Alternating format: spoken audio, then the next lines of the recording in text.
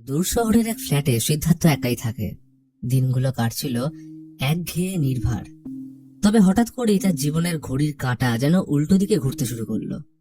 প্রথমে বিষয়টা পাত্তা না দিলেও যত দিন যায় বুঝতে পারে এই ফ্ল্যাটে সে একা নয়। তখন থেকেই তার জীবনের ক্যানভাসে শুরু করলো ভয়ের, বিষাদের আর অজানা রহস্যের এক অন্ধকার প্রতিচ্ছবি।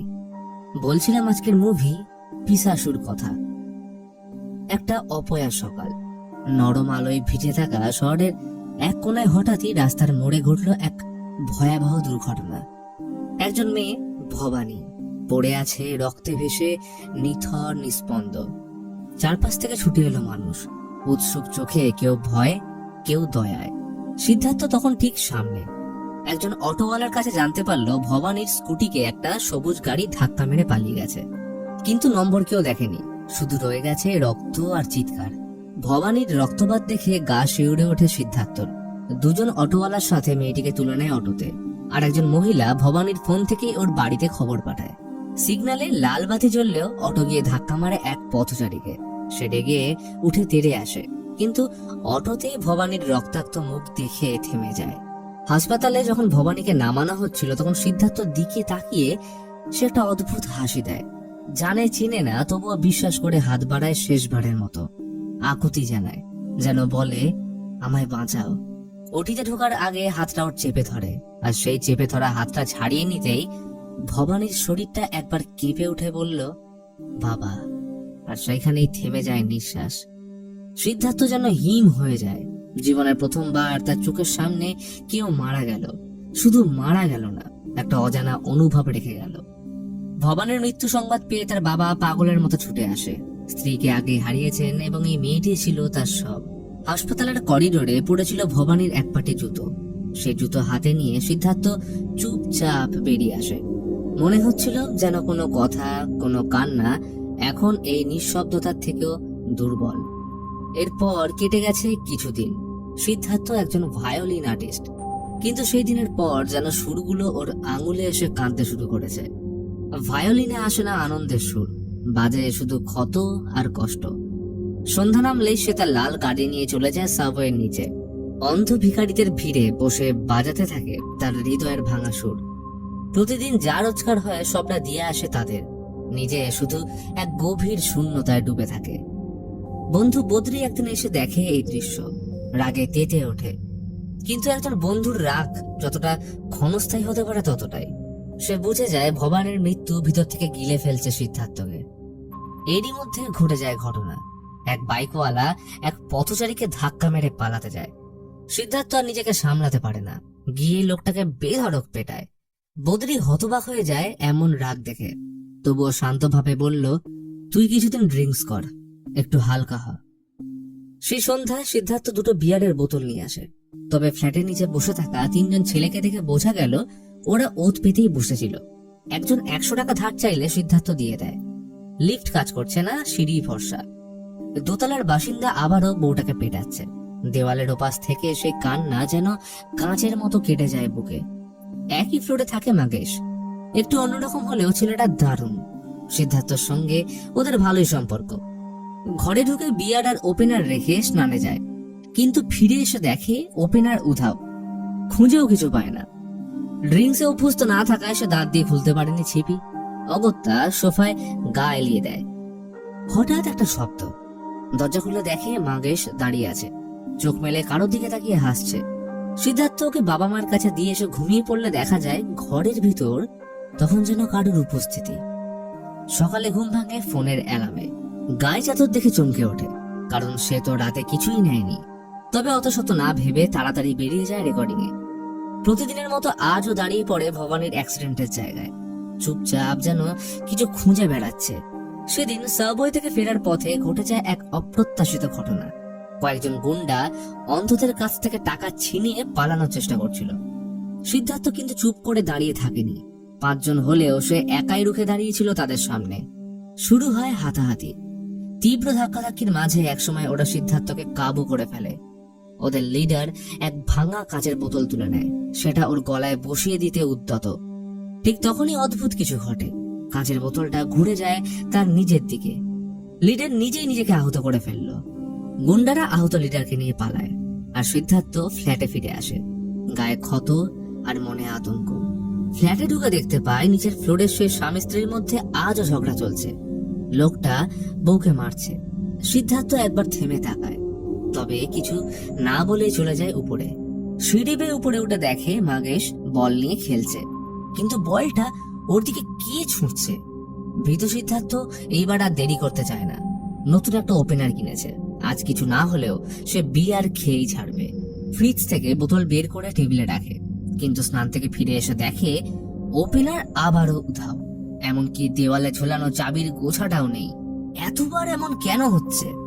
প্রতিটা রুম একে একে খুঁজে দেখার পর মাগেশের মায়ের কাছ থেকে আরেকটা ওপেনার নিয়ে ঘরে ঢুকে থমকে যায়। বোতল দুটো ভাঙা অবস্থায় মেঝেতে ছড়ানো। এইবার সে বুঝে যায় এটা শুধু কাকতালীয় নয়। অগত্যা উপায় না দেখে বন্ধু বদরিকে ডাকে। সব ঘটনা বলার পর জানায় যে এই ফ্ল্যাট হন্টেড।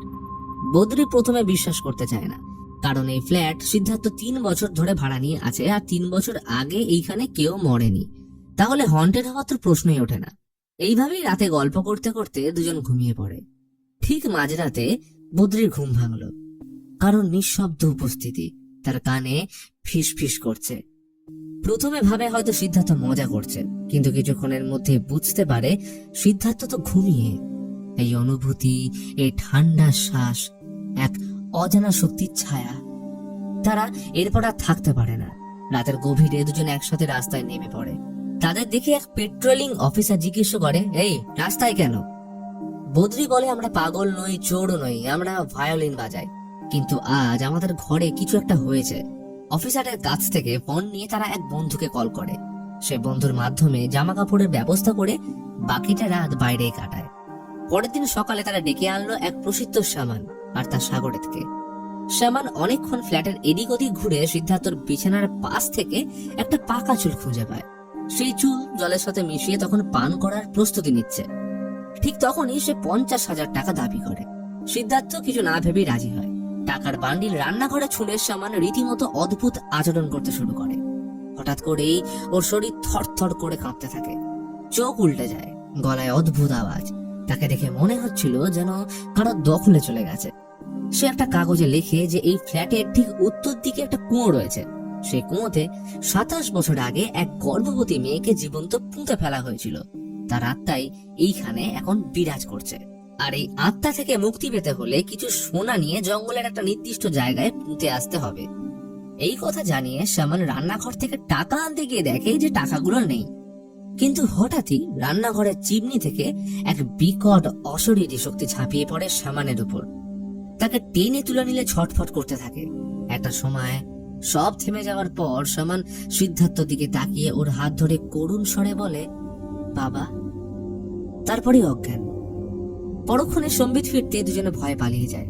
কিন্তু তার ঠিক আগেই তারা দেখে চিমনি থেকে 50,000 টাকা এসে মেঝেতে ছড়িয়ে পড়ে রয়েছে। এইখানে সিদ্ধার্থ সন্দেহের আর অবকাশ রইল না, কারণ এই ফ্ল্যাটে যে আত্মা আছে সে আর কেউ নয়, স্বয়ং ভবানী। সিদ্ধার্থ ঠিক করলো সে আর এই ফ্ল্যাটে থাকবে না। সাবওয়ের অন্ধকার, ভিখারিদের সরলতা আর ভায়োলিনের করুণ সুরই হবে এখন তার আশ্রয়। কিন্তু ঠিক তখনই একটা ফোন আসে। স্ক্রিনে ভেসে ওঠে পরিচিত নাম, মা। ফোনটা চিন্তা বাড়িয়ে তোলে, কারণ মা ওকে না জানিয়ে ফ্ল্যাটে এসে গেছেন। তড়িঘড়ি করে সিদ্ধার্থ ফিরে আসে, দেখে মা বসে আছে। হেসে বললেন, তোর বাবা মান্দাপামে বিজনেস অডিটে গেছে, তাই ভাবলাম তোর কাছে এসে কিছুদিন থাকি। কিন্তু সিদ্ধার্থর চেহারায় স্বস্তি নেই, বরং চিন্তার টান পড়ে তার কপালে। একটা দীর্ঘশ্বাস ফেলে বলল, মা, তোমার এখানে থাকা ঠিক হবে না, কারণ এই ফ্ল্যাট হন্টেড।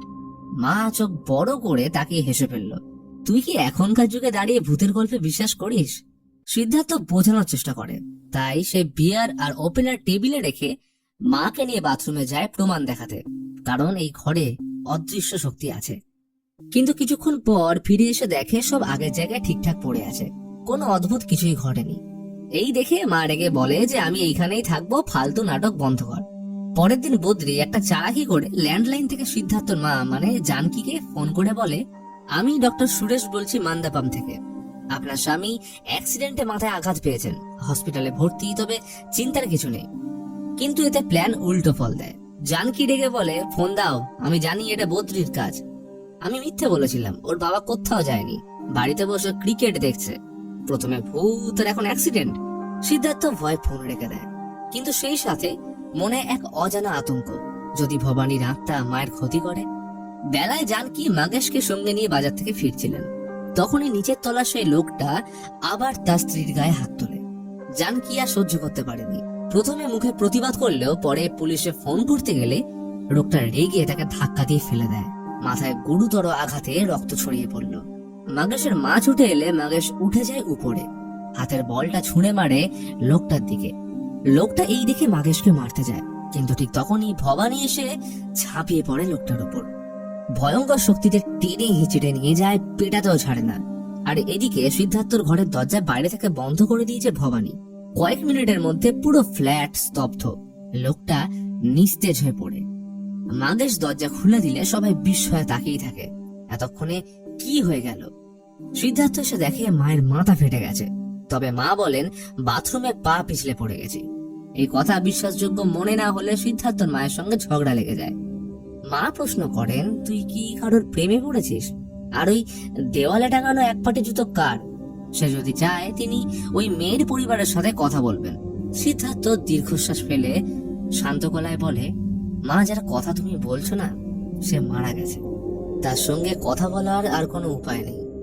জানকি কিছুক্ষণ চুপ করে থাকে, তারপর ছেলের চোখের দিকে তাকিয়ে বলেন, আজ সন্ধ্যায় ফিরে যাব, টিকিট কাট। এই কথায় সিদ্ধার্থর মুখে দীর্ঘদিন পর এক টুকরো হাসি ফোটে। সে ছুটে যায় বাসের টিকিট কাটতে। এদিকে মা ততক্ষণে স্নানে ঢুকেছেন, আর ঠিক তখনই সাবানে পা পিছলে পড়ে গুরুতর আঘাত পান। ঘরে কেউ ছিল না, কিন্তু ঠিক সেই মুহূর্তে ভবানী তাকে বাইরে এনে মাগেশদের ঘরের সামনে রেখে দরজায় নক করে চলে যায়।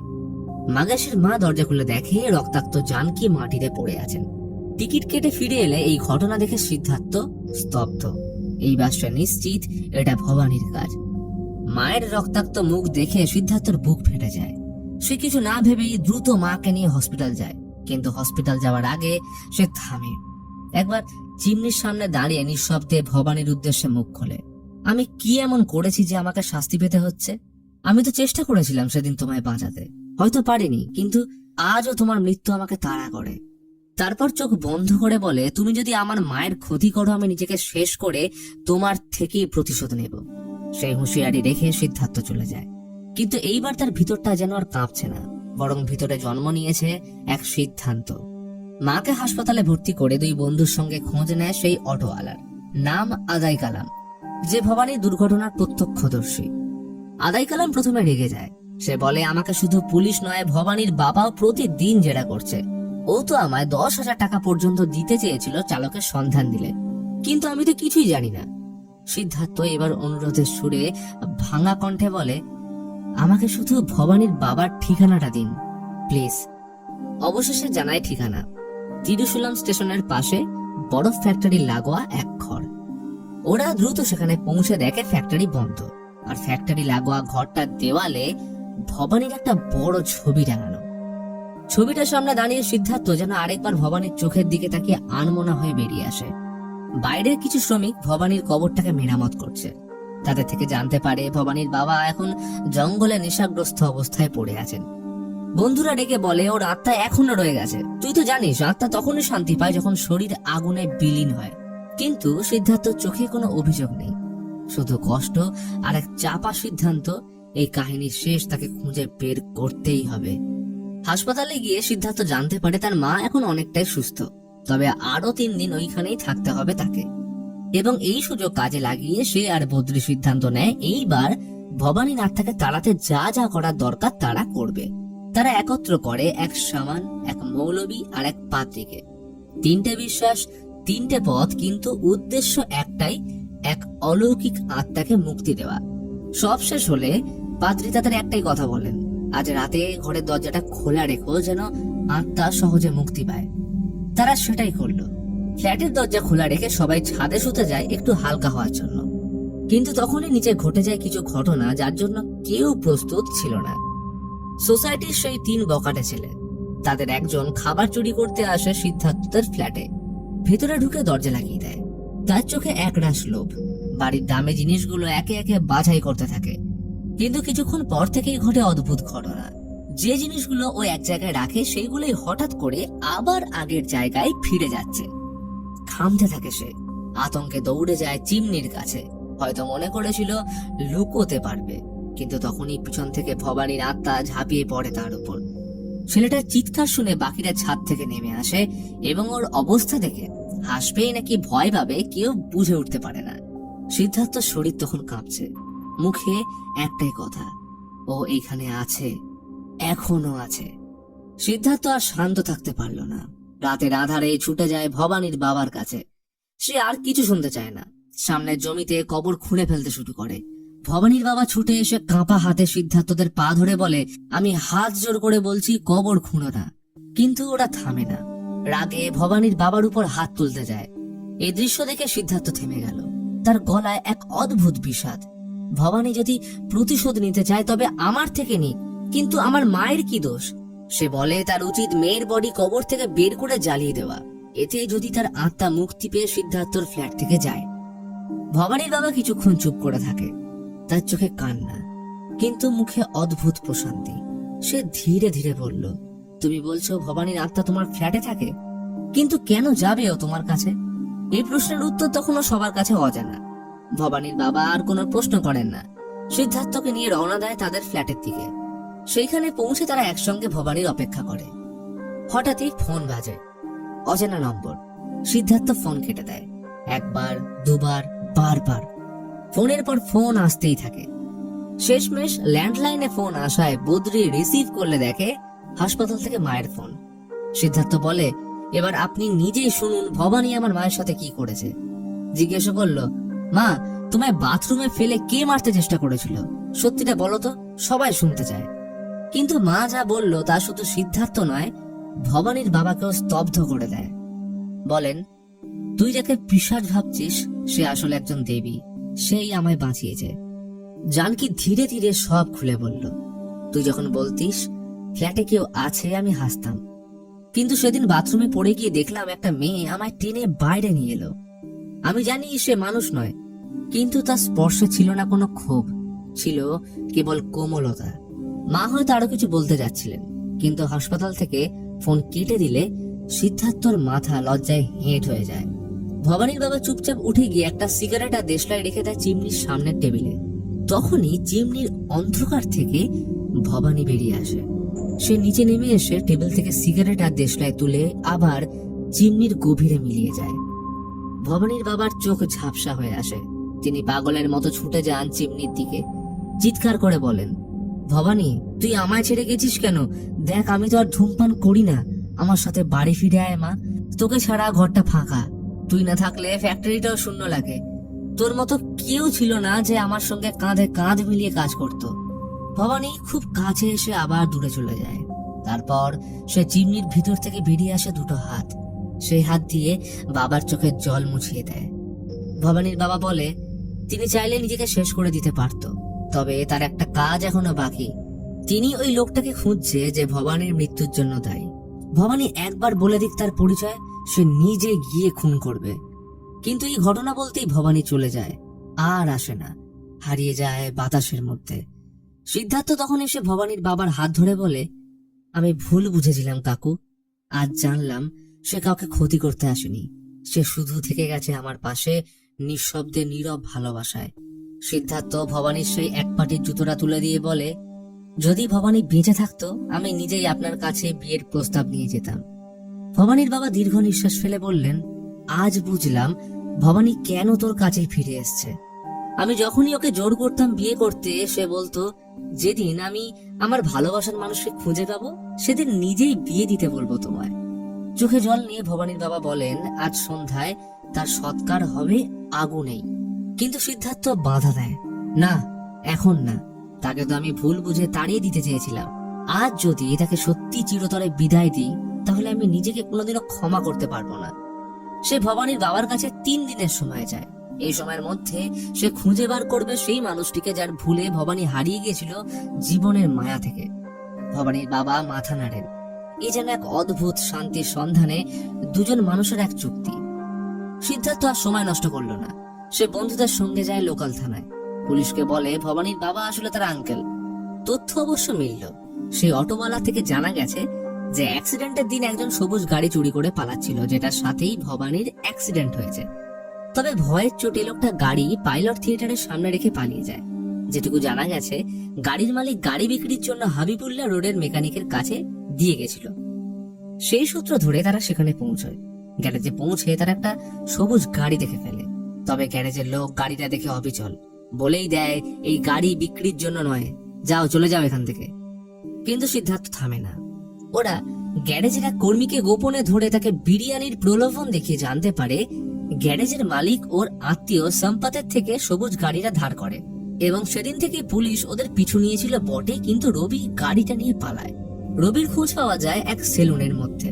সিদ্ধার্থ গিয়ে তাকে চেপে ধরে, তুই ভবানীকে মেরেছিস তাই না? রবি অস্বীকার করে বলে যে আমি কাউকে ধাক্কা মারিনি, আমি তো ওকে দেখিনি। রবি জানায় অ্যাক্সিডেন্টের দিন তার বউয়ের সঙ্গে সে ছিল। 13 বছর বিয়ে হলেও তাদের কোনো সন্তান হয়নি, সেই কারণে তারা হসপিটাল থেকে একটা শিশু চুরি করে পালাচ্ছিল। এই কথা শুনে সবাই হতবাক। সে বলে, হ্যাঁ আমি দোষ করেছি, কিন্তু আমি কোনো দুর্ঘটনা ঘটাইনি। তখন আকস্মিকভাবে রবি ওর বোনকে জিজ্ঞেস করলে জানতে পারে সে নাকি ভবানীর অ্যাক্সিডেন্টের প্রত্যক্ষদর্শী ছিল। মেয়েটা প্রথমে চুপ থেকে তারপর সত্যিটা বলতে শুরু করলো। সিদ্ধার্থ শুনে কিছু না বলে হঠাৎ চুপচাপ বেরিয়ে যায়। বন্ধুরা কিছুই বোঝে না এই নীরবতা, এই চাহনি হঠাৎ এমন ভারী কেন। সিদ্ধার্থ একাই গাড়ি নিয়ে ছুটে যায় আদাই কালামের কাছে। সঙ্গে নিয়ে যায় একটা আপেলের বাক্স, গিয়ে বসে তার সামনে। শান্ত গলায় প্রশ্ন করে, কাকা এই আপেলগুলো কি রঙের বলুন তো? আচমকা প্রকৃতি অশান্ত হয়ে ওঠে। দমকা ঝড় উঠে যায় রাস্তায়।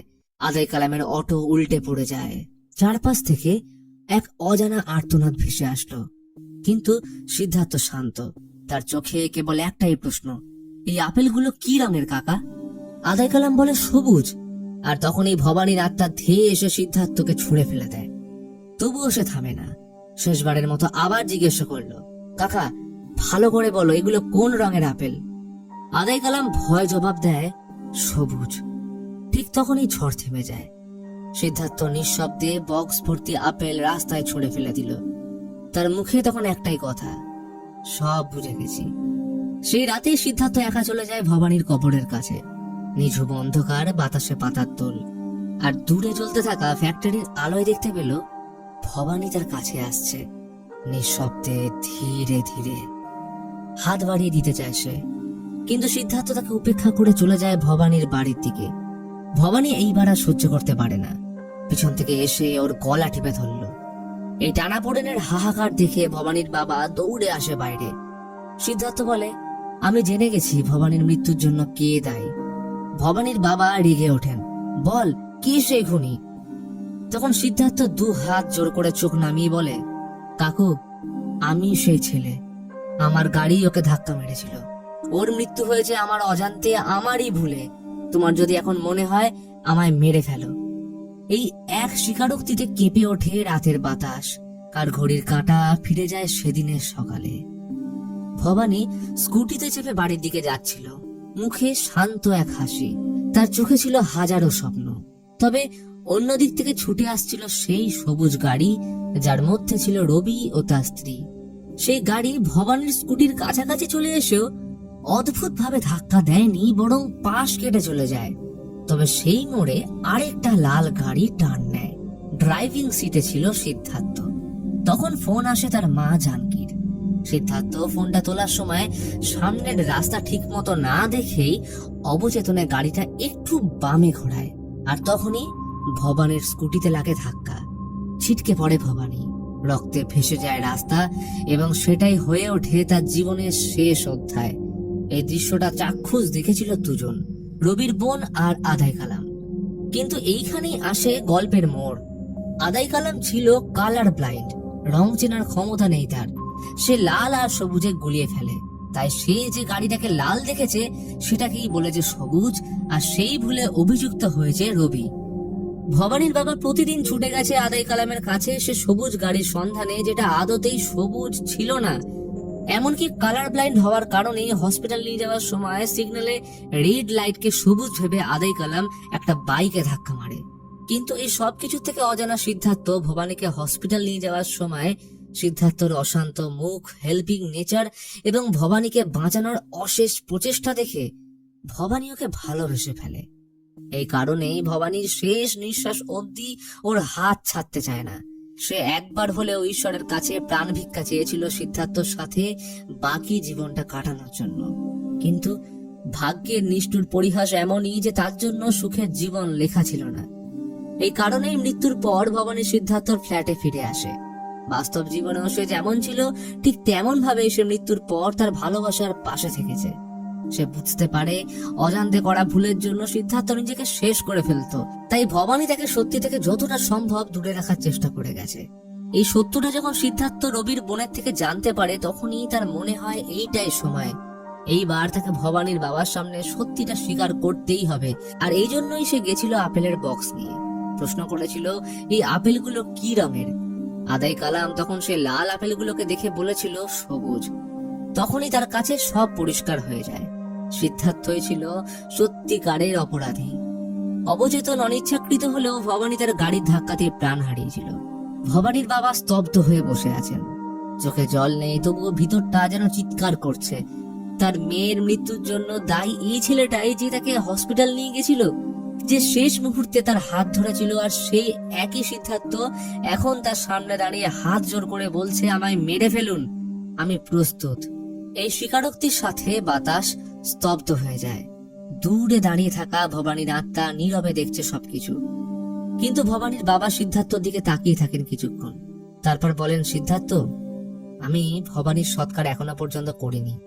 এই যে এই কবরটা, সেটা আসলে একটা ছল, পরিবার পরিজনকে দেখানোর জন্য। তার আসল দেহটা আমি আজও সযত্নে রেখে দিয়েছি। এই কথা শুনে সিদ্ধার্থ বিস্ময়ে জিজ্ঞেস করে সে কোথায়। ভবানীর বাবা ওকে নিয়ে যায় তার বরফের ফ্যাক্টরির আন্ডারগ্রাউন্ড সেফটি চেম্বারে। একটা ভারী চেন টেনে বের করে আনেন বিশাল এক বরফের চাই, আর সেই বরফের ভিতর ভবানীর দেহ এখনো অক্ষত, ঠান্ডা, ঘুমন্ত এক দেবীর মতো। এই দৃশ্য দেখে সিদ্ধার্থ হাঁটু গেড়ে বসে পড়ে। তার মুখে একটাই কথা, ভুল হয়ে গেছে। এত বড় ভুল যদি আমি জানতাম, যদি একবার বুঝতে পারতাম। তখনই সে উঠে দাঁড়িয়ে বরফের সেই খণ্ড নিজের উপর ফেলে নিজেকে শেষ করতে যায়। আর পরক্ষণেই ভবানীর আত্মা ঝাঁপিয়ে পড়ে সিদ্ধার্থর দিকে।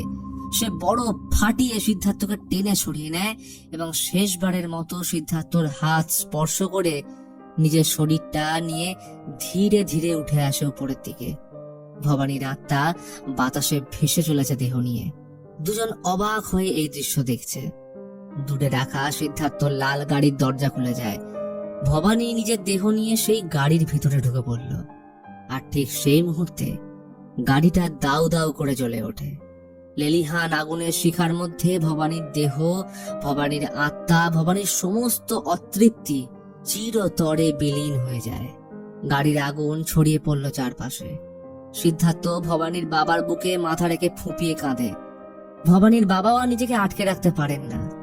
দূর থেকে এক মিষ্টি সুগন্ধ মেশানো মৃদু হাওয়ার সাথে আসছে পাতার খসখসানি শব্দ। মনে হয় যেন ভবানী বলছে, এই জন্মে না হোক পরের জন্মে ঠিকই ফিরে আসবো সিদ্ধার্থ, তুমি থাকবে তো। এইভাবে শেষ হয় একটা অলৌকিক প্রেমের গল্প, যেখানে ভূত ছিল না ভয়ঙ্কর, বরং ছিল অনুরাগী রক্ষক প্রেমিক, যার কাছে মৃত্যু মানে সম্পর্কের শেষ নয়, শুধু একটা বিরতি।